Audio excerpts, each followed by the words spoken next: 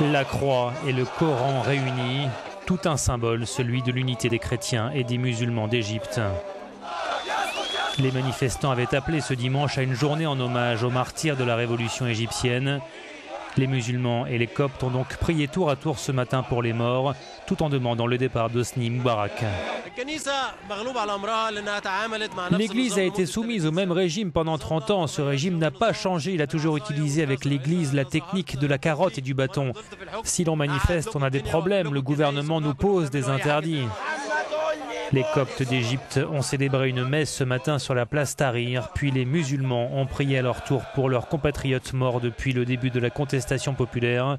Depuis 13 jours, un vent d'unité souffle sur la place de la Libération. Je ne veux pas parler de mon cas personnel, mais je veux souligner une chose. Je dors sur cette place depuis plusieurs nuits et mes amis chrétiens m'ont à plusieurs reprises couvert pendant la nuit pour que je n'ai pas froid. J'ai vraiment vu des choses étonnantes. Je veux dire ceci au président Moubarak. L'unique bonne chose que vous ayez faite, c'est d'avoir réussi à montrer au peuple égyptien qu'il est uni.